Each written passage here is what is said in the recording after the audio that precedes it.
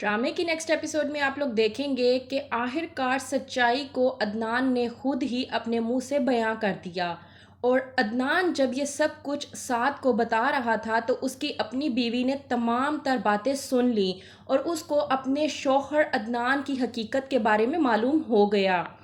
साद जो कि ज़ारा से अब करने लगा है मोहब्बत, और उसे अब ये भी है कि वो ज़ैनी के बारे में सोचना ख़त्म कर दे, क्योंकि ज़ैनी के साथ अब उसका कोई भी रिश्ता बाकी नहीं रहा। अब उसकी ज़िंदगी में अगर कोई है तो वो सिर्फ़ और सिर्फ ज़ारा है, जो कि उसकी बीवी भी कहलाती है।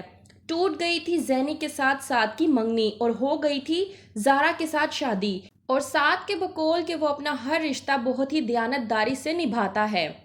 जाता है वो ज़ारा के घर पर, साद का टकराव हो जाता है अदनान के साथ। अदनान उसे वहीं पर रोक लेता है। पहले तो साद को अदनान को देखकर बेहद गुस्सा आता है, लेकिन फिर वो उसकी बात सुनने के लिए रुक जाता है। कहता है अदनान कि तुम लोगों ने मेरे साथ अच्छा नहीं किया था और देखो मैंने तुम लोगों के साथ क्या किया। साद अदनान को कुछ कहने ही लगता है, वहीं पर अदनान साद से कहता है कि तुमने मुझ पर हाथ उठाने की कोशिश की थी और दूसरी तरफ ज़ारा ने मुझ पर हाथ उठाने की कोशिश की थी, और देखो मैंने क्या किया। तुम्हारी मंगनी टूट गई मेरी वजह से, और ज़ारा का इस घर से रिश्ता और नाता टूट गया किसकी वजह से? सिर्फ और सिर्फ मेरी वजह से, क्योंकि ज़ारा उस दिन सच कह रही थी और किसी ने भी अपनी बेटी की बात पर यकीन ना करते हुए मेरी बात पे यकीन किया। यहाँ तक कि तमाम घर वालों ने तुम लोगों की एक ना सुनी और ज़ैनी के साथ तुम्हारी मंगनी तोड़कर तुम्हारी शादी ज़ारा के साथ करवा दी गई, जो कि तुम चाहते भी नहीं थे। लेकिन ये सब कुछ किसकी वजह से हुआ? सिर्फ और सिर्फ मेरी वजह से। देखा ना, एक तीर से मैंने दो शिकार खेले और मेरा बदला भी पूरा हो गया। तुम लोगों ने मेरे साथ जो करने की कोशिश की उसके बदले में मैंने तुम्हें ऐसा बदला दिया जो तुम लोग जिंदगी भर भुगतते रहोगे। ये तमाम तर बातें अदनान की बीवी पीछे खड़ी होकर सुन लेती है।